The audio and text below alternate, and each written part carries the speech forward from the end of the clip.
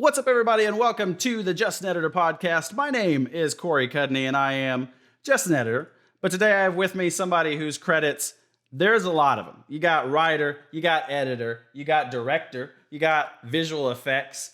Most recently, he's done the Netflix original Invader Zim, Enter the Florpus, but he's also got TV shows like Justified, movies like X-Men Apocalypse, Hercules, and Hunger Games. Our guest today is Mr. Jonathan Sims. Hey. Thank you so much for coming on, man. We had some tech issues, but we're here now, and it's beautiful. Yeah, thanks for reaching out. I love to talk about Zim. Yeah, I will actually 100% jump in right there, because that's a perfect way. We'll get into like your beginnings and stuff a little bit later, but I do want to talk. I would imagine you did, but did you watch like Zim when it was on TV before you actually got to play in the world? Yeah, I mean, I don't have an encyclopedic knowledge of Zim. My knowledge of Jonan's work started in middle school, more with like a Giant Homicide Maniac and Squee and like his comics. Oh, nice. That's awesome. So by the time Zim happened, I was a little bit over the target audience and like a little too cool for school. Like I wasn't really watching TV. And my reaction was just like, I can't believe they gave that guy a kid show. Like that's kind of punk rock.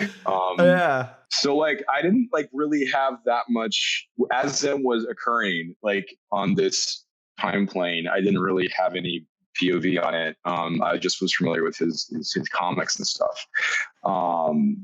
But I've always been a fan of his.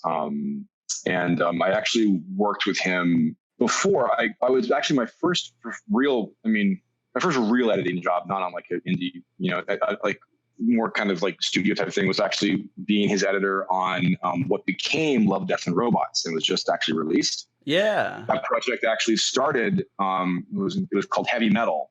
Tim Miller, who is now Deadpool, was running his studio Blur. And I had moved into this loft with a friend of mine in downtown LA, and we realized that Jonan was our neighbor. Oh my gosh. And my friend Brad had just produced a music video for him, the MSI Shut Me Up video.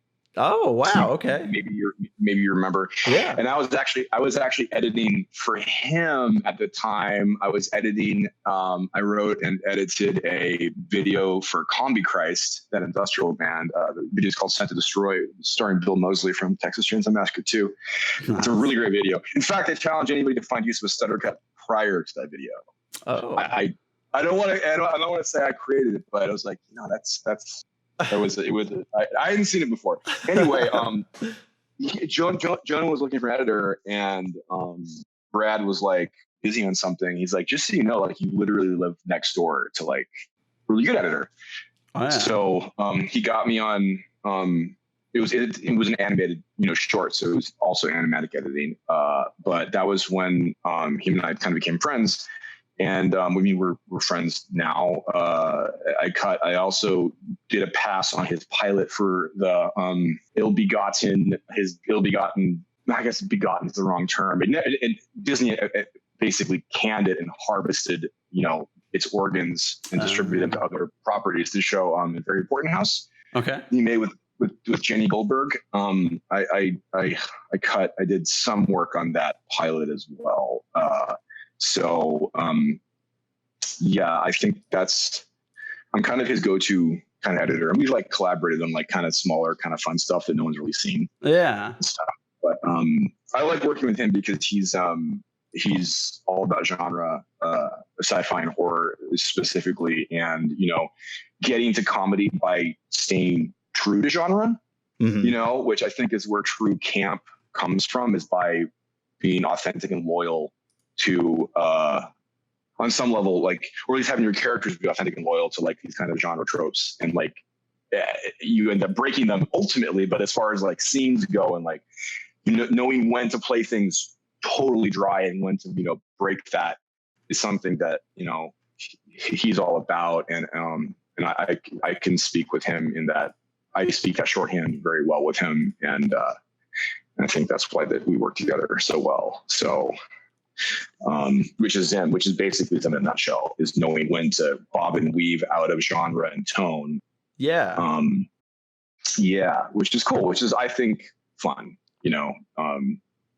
so it was great. It was a dream job for me, honestly. And I don't know what's going to happen with Zim. I don't know what Jonan's doing next. I would love for him to direct something more adult.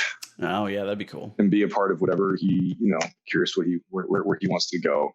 But as far as like how like it, the new Zim compares to the old Zim, I don't know. I think we did a really good job maintaining, the right stuff, trying to maintain the right stuff, and trying to, keep things a little bit, make these a little bit different so it didn't feel stale. I was just talking to somebody about this earlier today, where I feel like Enter the Florpus does such a good job of carrying over from the show, where it feels like in some ways you never left, but in other ways, like you've advanced so many ways, and it's amazing. And that's something that's truly awesome about the movie. I rewatched it just earlier today to kind of get another feel for it and everything. And it was actually my brother brought up a really good point that the first, I don't want to call it act, but the first little bit of the movie feels a lot like the first like arc of the Invader Zim comic. Oh yeah, it was kind of the starting point. Yeah, like it was a starting point. I mean, that was such a fun, stupid idea that like Dib has just rotted and become this just like, yeah, I mean, that's just, it's a great idea. In the comic, he was a lot grosser, and we were surprised the standard and practices, 1 and 2 Nickelodeon were trying to remember if they even had any problems with anything we did. I know there were, the point is, weirdly, like we didn't try to make Dib as hideous and fat. Like I remember like there was a thing about like body shaming where it was like ugly became like a we had to use ugly instead of like fat, or like it was like which is weird because like you're still kind of making judges of somebody's physical appearance, but like weirdly like we didn't have any problem. I don't think we tried to make him as horrific and monstrous as in the comics. That wasn't ever happened, then it deviates from, that's all Eric Trueheart. I don't know if Trueheart wrote that or Jonan wrote that stuff. I know Trueheart was a writer on the script. Okay. I'm not sure. He's one of the main writers of the comics. And I think he was on the original series too. Oh, wow. Okay. Yeah. I didn't know that. Wow. That's awesome. Yeah. He was, so he's present, and he's that part of the script, I believe, is partly his as well. And I'm not sure if those bits came from him or not. You know what I would like to do though is circle back to the Love, Death, Robots thing. Yeah, totally. This is kind of cool because when this happened, I didn't actually post it. I actually have like, so originally Tim Miller, who I have a lot of respect for, I met him, it was 2007. I think, I don't know.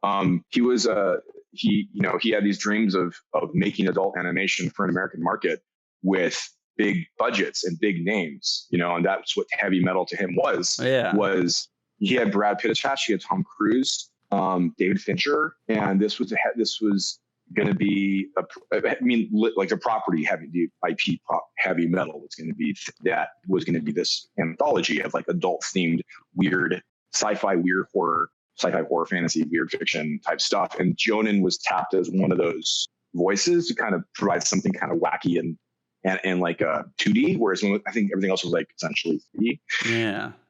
And Jonan's piece was called Let's Go Out to the Lobby.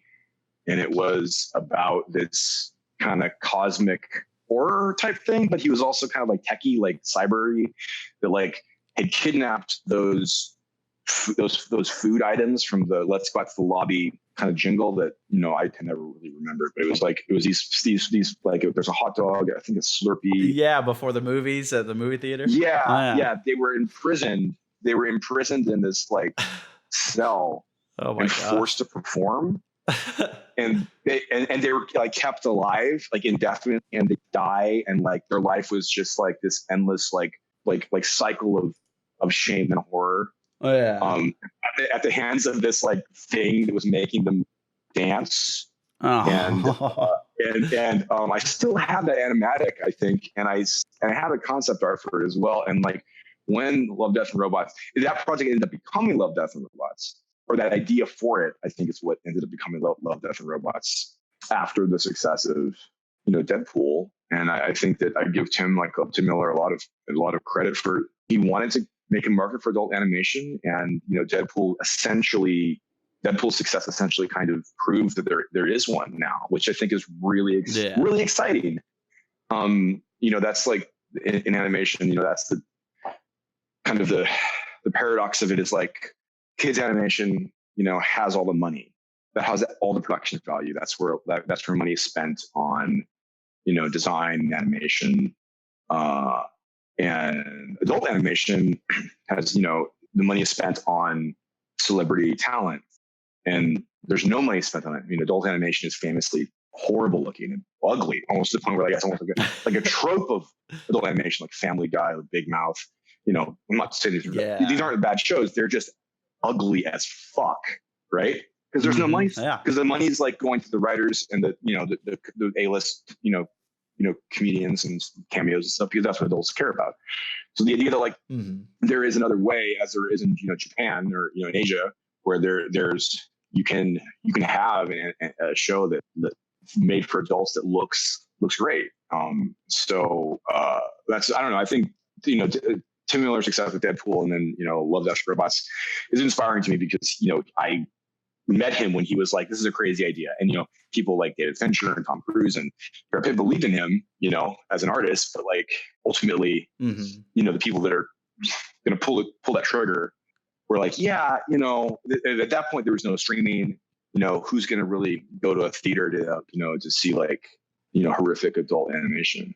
Nobody, apparently. Yeah, exactly. But that's something I know a lot of people were really jazzed about, stuff like Love, Death, and Robots around that time, at least in my friends group. So I think it kind of worked out as far as that goes. But that's awesome. Yeah, I did not know that Jonan had, and you for that matter, had stuff to do with that.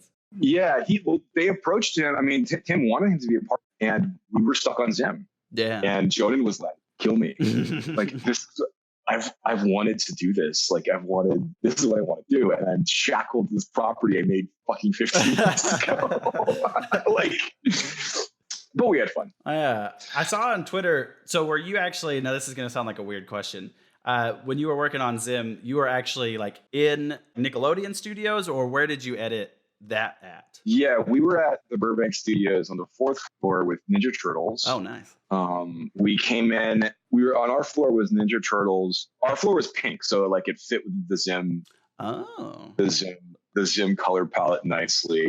We had Ninja Turtles, and Hey Arnold was just leaving. Like, we like basically took like residence in like the desiccated corpse of the Hey Arnold crew. Like they were a ghost, right? They were just, I think they had like their editor was, it was just this empty shell of a crew that was just kind of hanging on. Like there's a producer that's still on staff. And like, so it was basically just Turtles and Zim. And we stuck out. There's a joke that like we were like the goth table. Like there's one picture I think of me, Megan Lawton, and Jonan, and we like I really wanted to get a picture of us all like eating lunch like at Nickelodeon. It was like very obvious like who was working on Zim. Yeah. And also our conversations were just like, they were like just way not appropriate for Nickelodeon. I mean, it's like because there'd be like tours of kids like come through. Right? Oh no. and like who knows what we'd be talking about. Yeah. And, so it was fun. It was a great, we all still talk to each other and go to things. And one thing that was different, I think, that was the kind of this shift in animation now is because of adult animation, a lot of our stuff we get back would be very like kind of flat and presentational and like stage like a sitcom. Oh. And Jonas, we were trying to go for like cinematic stuff as much as possible.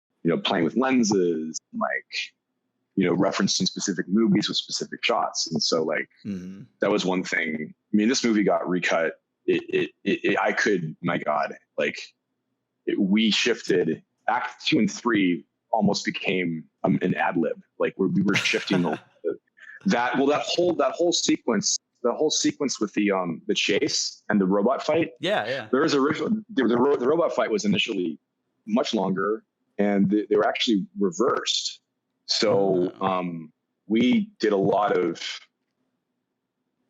editing. A lot of this movie was figured out on a period of timeline. Oh wow! Okay. Which was seeing what was written, seeing how it plays on screen. And I think in animations can just change that. Yeah. I mean, it means that board artists have to go back and address new notes and stuff, but we can create whole new gags. We can rethink, we can restage things. We can, improvise new moments. And if we have oftentimes when things got really intense, basically my edit bay was me, Jonan, and then a revision artist, Serena Wu, who's incredible. I think she's at Cartoon Network now. I'm not sure I think she's on Mau Mau, actually. Oh, cool, yeah. She's on Mau Mau by Parker Simmons, who I edited his first show, DC Super Friends at Titmouse. He's also a great guy, and so she's now at Cartoon Network. But basically, with me, Jonan, and a board artist she had a workstation in my office. We would watch the sequence and be like, okay, this is something Jonan would get an idea. She'd make it happen, and within half an hour, we'd have an entirely new scene where we would have restructured an entire scene to make it work, and that was fun. Being able to think on our feet about story, addressing editorial problems of all sizes, be they timing, be they thematic, be they performance based. Just being able to make it work was a good feeling. So that's cool. That's what's cool about animation. You can do that stuff because it hasn't happened yet. You're just creating a DNA sequence that's going to be iterated by some studio far away. Oh yeah. So watching it and everything, one of the things that really sticks out, moments towards the very beginning where it says now, and it's a big title card. Is that something that you throw in, or is that something that you request and then they animate for title cards kind of specifically? That was that whole thing was matched the timing of the animatic. So okay. Yeah, that was in there from the very, very beginning. That pan down, and that introduction that looked like the anime. Yeah.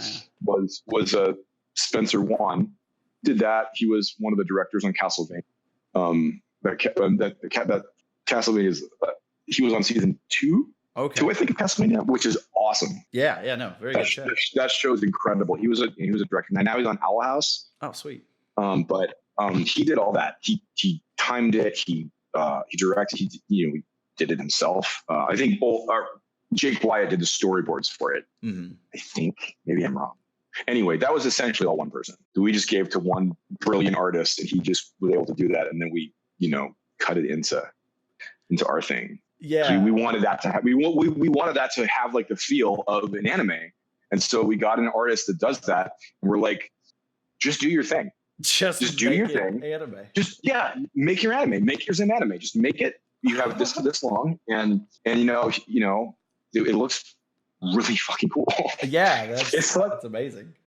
It sucks that they gave that away. Nickelodeon or Netflix or somebody fucking put that in the trailer. One of the trailers. Oh, gotcha. Yeah, that's lame, man. Imagine the shock of people knowing nothing about it and turning it on, and the first thing they see is anime Zim. Oh yeah. And they're what the fuck? It would have been a lot of fun. And so it's fortunate that it was spoiled by whatever. That's something, one of my friends who had never seen the TV show Zim, turned it on and he was like, my God, the quality of this animation, I watched the entire movie because of that first anime sequence. And I was like, yeah, that's pretty cool. The rest of the movie's not really anime, but that's a really cool reason to stick through it. Yeah, that stuff's awesome. And then it was funny too. I know the Spider-Verse came out, I think, while we were in animation over at Korea. Okay. And so like the Spider-Verse is essentially doing, which is, of course, parallel thinking. But it was kind of a downer to be like, oh, that's what we wanted to do. And god damn, does it look good on a Sony project? They really were able to nail that thing we were trying to do. Yeah, no, Spider-Verse is my favorite Spider-Man movie. Oh my god, it's so good. It really is just an amazing movie. But one of the things that Florpus does so amazingly is those little like improv feeling moments where it's like the dad's like, oh, yo, go play with your dog, and then you pans over and it's a pudding dog. And it's the science puppy. The science puppy. Yeah, and it like does a little bark, and that's one of my favorite moments of the whole film, just because it's so perfect. Yeah, that's I love that scene. That scene's like it's the example of tone changing. Like, I'm trying to think what happens before. What's the scene before that? But that's one of those scenes where it's like it's comedic, and literally every frame is like working towards being a joke or being a reveal or waiting or withholding something. And it's like, it's so fun to go from like a sci-fi action scene to like something that like feels like something from, What We Do in Shadows, or like, the science puppy. So like that specific sound cue, I don't think was me. I think that came in on the online, and basically when they do the final edit is like essentially the online phase, where like it's put in like live action terms, like animatic is essentially the edit, and then like the edit, like what the editor, like what the final phase of it is essentially onlining the animation to the animatic and like updating it. And so when that happens, there's like an additional layer of like kind of timing adjusting, sweetening, or like having to like kind of work with things that maybe the animators didn't nail the way they wanted them to. So you have to kind of change and edit a little bit here or there, or like maybe something's really cool, so you want to like push that handle. I think that sound cue happened later. That whole thing happens in Premiere, and in Avid, and I was doing animatic in Premiere. But like that kind of stuff that you're referring to, that one wasn't spontaneous. That there were a number of truly spontaneous things that weren't in the script. Gloinky, one of my, and it's good that you like that and that felt spontaneous, because that specific one wasn't, but there were ones that were. Gloinky was one of them, which is my favorite part of the movie. Do you remember Gloinky? I don't know. Gloinky is one of the inhabitants of that small world that it's having her Blorf day, and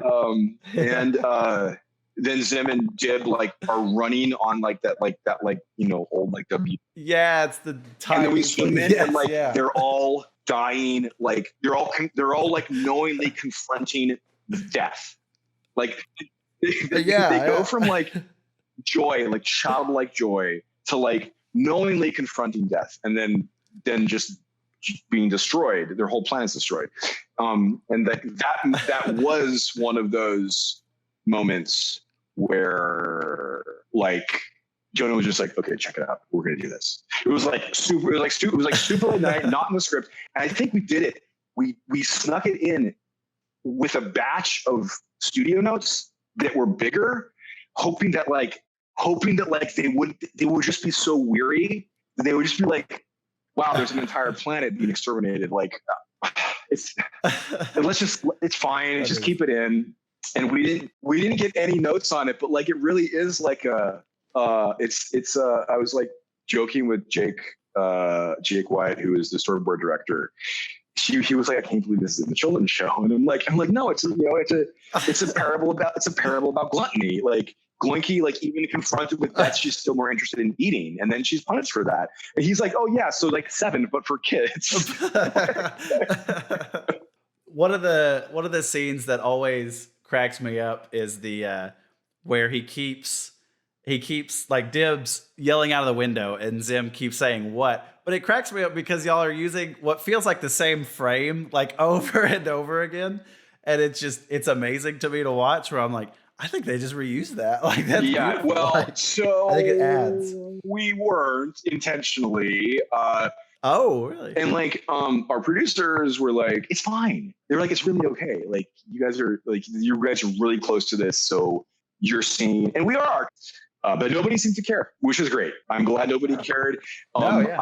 No, yeah, I think it turned out amazing. And like you're saying, a lot of people just don't even it goes right. notice. Yeah, exactly. And even like I said, even our producers were like, guys, like, I think you guys are freaking out over nothing. It's going to be just fine. Yeah, I know that feeling where you're like being a perfectionist about it and you're like, no, I need, like, this needs to be better. And they're like, nah, I'll just ship it. Like, it's fine. Like, so on you specific, I'm going in reverse order. Normally on the podcast, we like start at the beginning of things, but we just had like 30 minutes of Zim talk and that was beautiful. Yeah. But like for you, how did you get started? Because I've noticed you're like a very specific special case because normally we have like specialized people, but on your like IMDb, it's like you got VFX. Like I said in the intro, you got VFX, writer, you have director credits, like editor credits. Yeah. Like, how did you get into all of that? That's amazing. Well, I went to USC.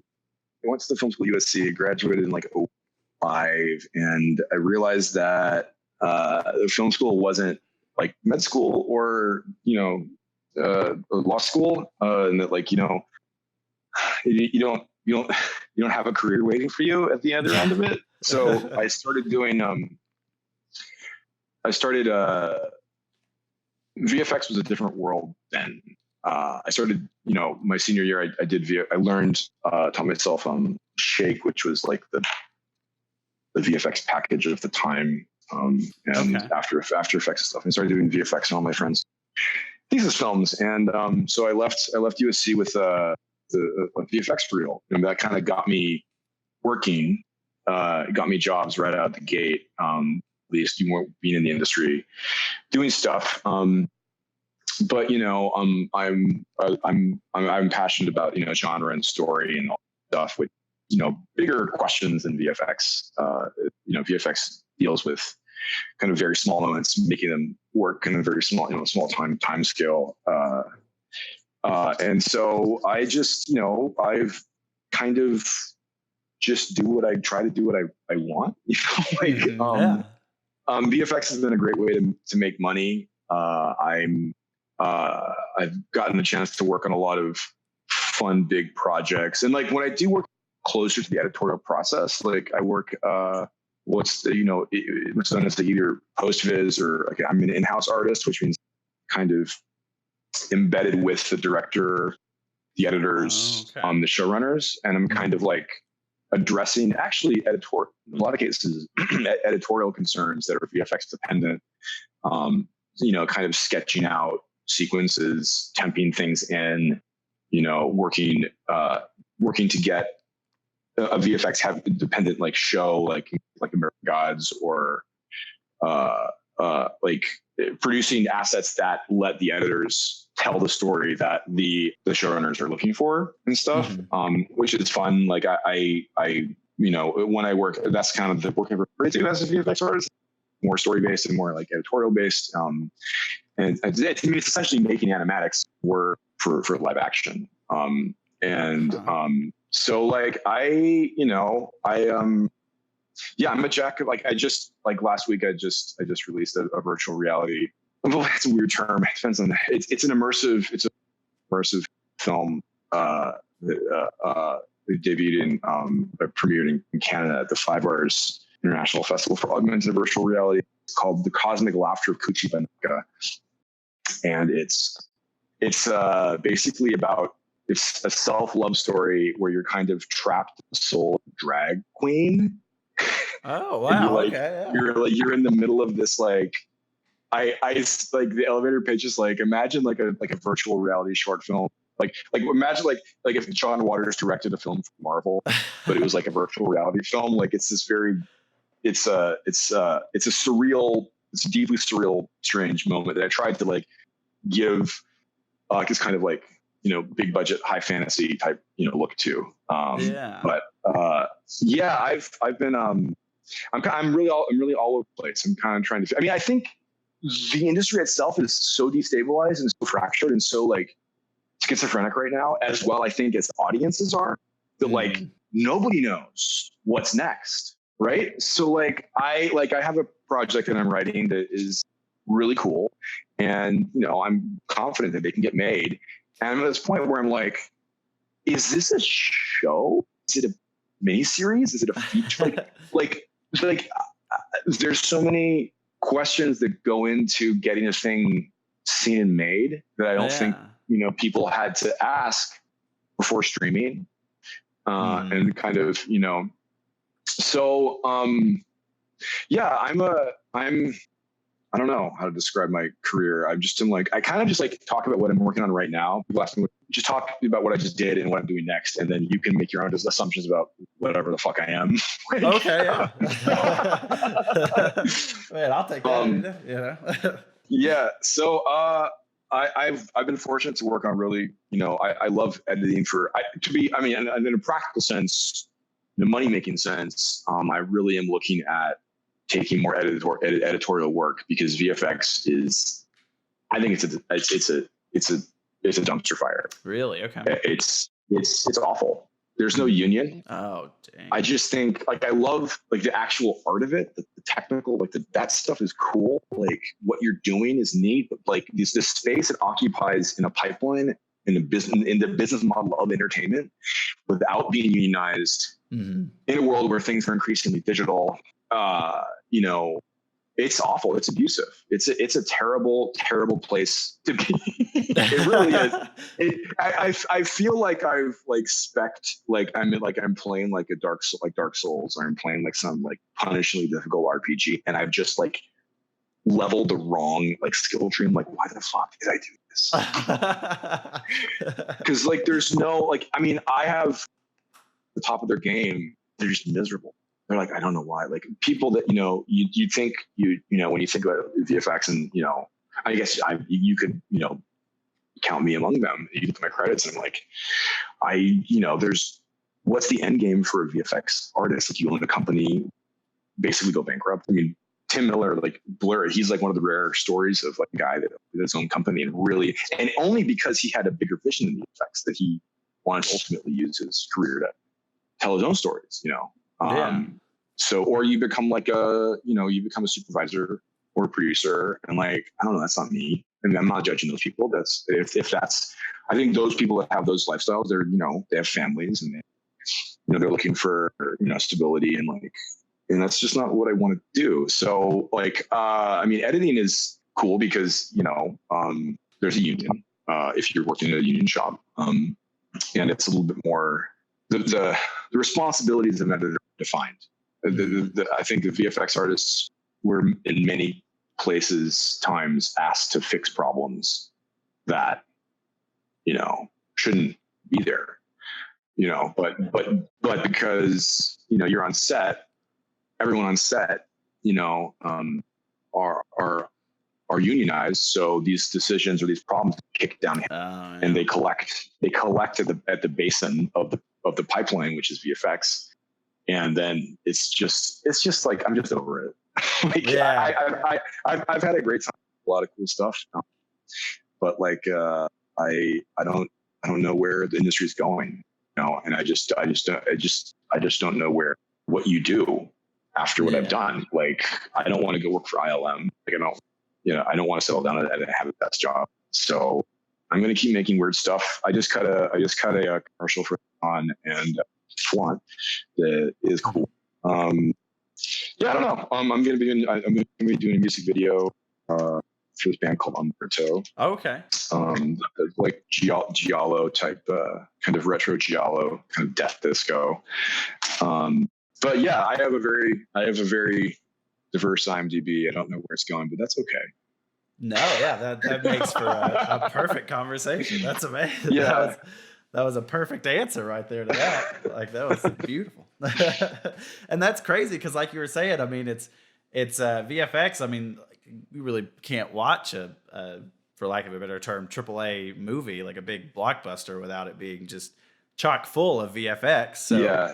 And I would have never even thought about all that stuff about the unionized and. Well, I mean, just look at the Life of Pi. I mean, that's all really the discussion is. I mean, Rhythm and Hughes was at the top of their game. They won an Oscar for VFX and they went bankrupt. Yeah. Oh wow, that's a good point. Like if they can't do it, like why could you as an artist, or why could you as a company? The companies that are surviving are like and like Weta are connected to production directly. They're not just like, and as an in-house artist, I've personally seen how VFX producers in companies ruin artists. It's their job to almost not know or care what they're asking of artists and companies. And it's really, I mean, once you witness that firsthand, it's really kind of nauseating. Like, you people don't know what you're asking of these artists who you're not paying enough. This is it's bad. And I don't know what the solution is, because I don't know how VFX could be nice. It's a decentralized, it's a digital thing. VFX can happen anywhere. It can happen in India. It can happen in China. In Iceland. It can happen anywhere there's internet. Yeah. Process and CPUs.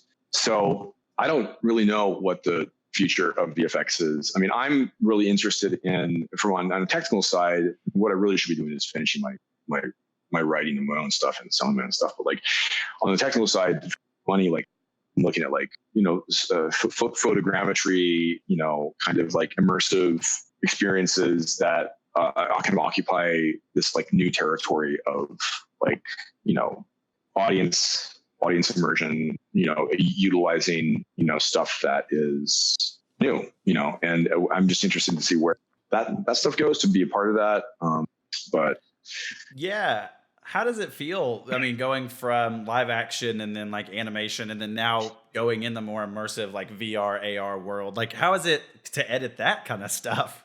So yeah, so you're talking about like, I've like, if you're talking like 360 videos, which are kind of a weird, they occupy a strange place in kind of the VR kind of immersive world, because they're not really virtual reality, because they're not interactive. Although I think what's interesting is like working in like invisible branching into immersive experiences, or choose your own adventure type of stuff, which kind of is like, I think, a bare minimum level of interactivity. Yeah. And you're seeing choose your own adventures popularized, on Netflix stuff. And I think more bigger names are getting involved, which is cool. But like, when I look at a 360 project, like the editor, is the viewer, right? So like the viewer is the editor, and it's your job as a director to create a world that is full of shots and moments. Wherever somebody wherever your user looks, needs to be worthy of being on screen, needs to provide something, and so, you can't just, there's this weird, like, I think in general, VR is, what VR is suffering from is the fact that nobody wants to put a fucking thing on their face. Like, yeah, 100%. And there's a reference to that in American Gods, which was I was really fortunate. I worked on 2 projects back to back that I just was in love with. American Gods was before Zim. Awesome. With Brian Fuller and Michael Green. Brian Fuller, Hannibal. Yeah. Pushing Daisies. Michael Green, Logan, Blade Runner, 2048. Jesus. Yeah. Murder on the Orient Express. Yeah, working with them, like that was fucking cool. But like in the pilot of American Gods, was directed by David Slade, 30 Days a Night, Hard Candy. An idea he brought to the Neil Gaiman's world was, I'm not sure if you're familiar with it, it's a mythology or whatever, American Gods. Tech Boy is like the god of the internet, or the god of technology. He lives in a virtual reality limo that you access through a little like pod, like a dodecahedron that appears in front of you and like opens up, and then like into a VR visor, then jumps on your face and like kind of like sucks you against your will into this VR world. And like, I think they call it the face hugger. And I think like it's true, because like, I think that's how people view these HMDs, these head mounted displays. You're asking, unless they're a technophile that came up in like they were kind of brought up with that like techno utopia vision of like William Gibson and like Shadowrun, and where like the VR visor was this like kind of mythic promise of the future. Unless you grew up with that and you've wanted that your whole life, like that thing is it's claustrophobic, it's uncomfortable. And so I think I'm taking a long time to answer your question, but like I think that's one of the but the other problem is people are making bad stuff. Yeah. And people are making bad stuff because they're just in love with the format and not asking questions about how it should be used or what stories are worth telling in that way. Mm-hmm. And I think it's an easy place for uncritically. It's a good place for exploration that's healthy. I think it provides an easy space for uncritical ideas to kind of clog up the market and and so I think that people don't think enough about what they're making and why they're making it and why it should be 360 or why it should be VR. I think it was buzzword long, and I think like the venture capital phase of that world has burst and moved on to like AI. Like AI is like buzzword, like San Francisco. It's like everything has to be AI. That's like AI's experience that like is experiencing that moment VR experience like two years ago.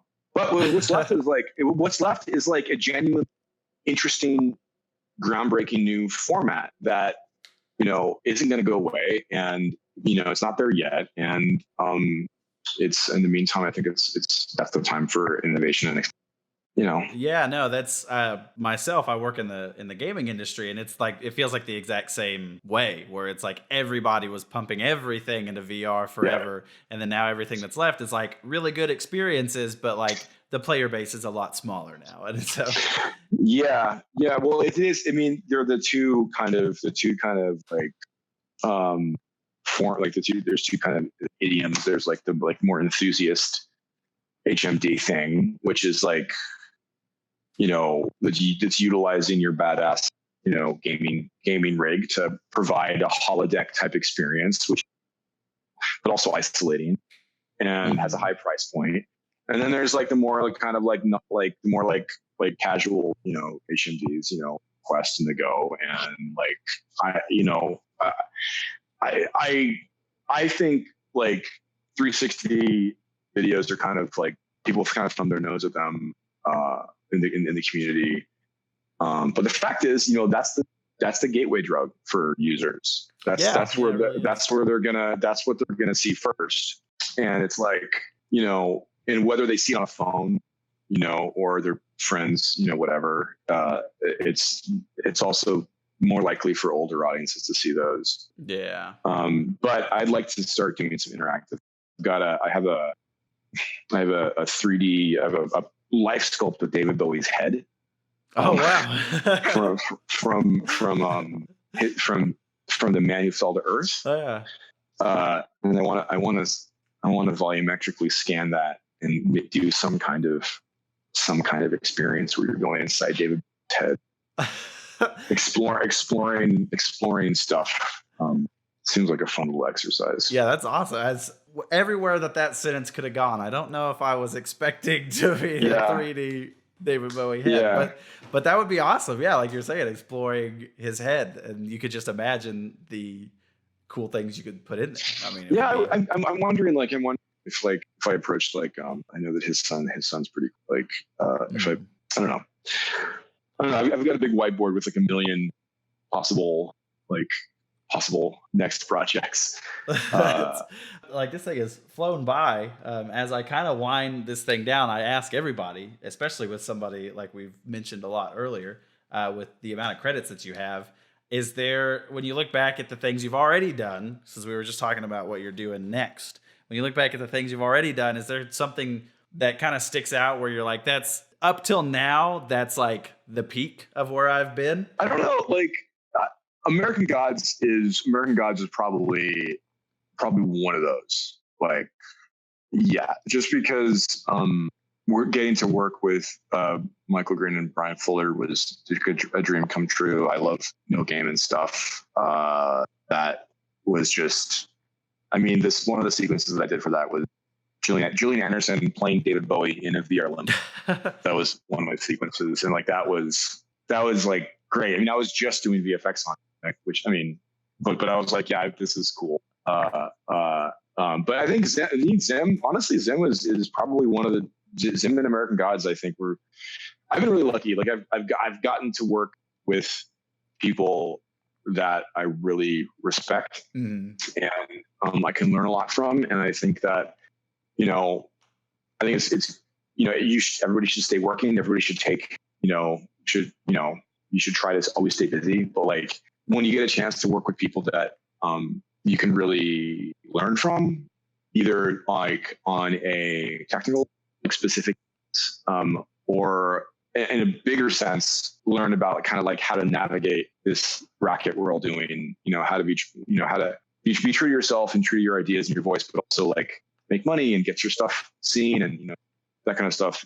People. I've been fortunate to work with people that have done exactly that, and it's just cool to be around that and to be a part of it when you can. I mean, I had some of my jokes are even in Invaders, like the Highlander ham. I was gonna ask about the ham. So that was me. That was really? We were in a meeting about Act 3, and one of the cool things about being an editor in animation is everything is still in flux at the point of the animatic being made. It's still an open book, and so like we're trying to make this like scene work, and Jonan just had this idea about the ham, like that was another one of the spontaneous was the ham, and Jonan was like, well, what if we bring the ham back? And he throws the ham, and I was like, oh, what if Gaz catches it and it's like Highlander, and she's like, and it was like, it's in. Like, I was like, fuck yes, that's cool. My idea is my joke is in Zim. That's fucking rad. And then to see it like, and like, but then so I wasn't sure it was going to actually into the fight. Like, I wasn't sure it was going to actually get boarded because there's still like Jake. That sequence was one of Jake. He's the director of storyboards. He was like, I was like, hey, so is lighting him still in? Is that still? But it's just cool to work with people that love genre, and that like I just think genre is like I like transgressive stuff, but like genre is cool. It's a safe place to enjoy together, and it's also provides as Zim shows, it provides an opportunity and break the rules. But so I like working with people that have an understanding of genre but aren't bound to it. Yeah. And if I get a chance to tell the stories I want to tell, I want to kind of have the same kind of ethos about it. And I think that's something that like Jonan and Brian Fuller and Michael Green all do really, really, really well. And it's cool. It's cool. It's great that they have careers. It's great they're getting to do what they love. And it's, to be honest, it's cool to have been part of that, no matter how small it was. But yeah. Well, that is a beautiful way to end it. That was a perfect sentiment. Jonathan, where can people find you? I'm Sims Mode on Twitter and Sims Mode on Instagram. Perfect. Well, thank you guys so much. Thank you, Jonathan, for coming and sharing your stories. I feel like this is one of the most interesting as far as like topics have ranged. This has been a great episode. I've loved it. I didn't even talk about my work. Do that next time. Well, thank you so much. We'll have to get that and the cat and everything. It's going to be amazing. Well, thanks for having me. I've loved chatting about making stuff. Totally. Thank you guys so much for listening. Remember, we are on Twitter at Just an Editor Pod, and I am at Corey Cudney on Twitter. You can also find us on YouTube, iTunes, Spotify, Google Play. We're everywhere. We are everywhere. Thank you guys so much for listening, and I will see you in the edit bay.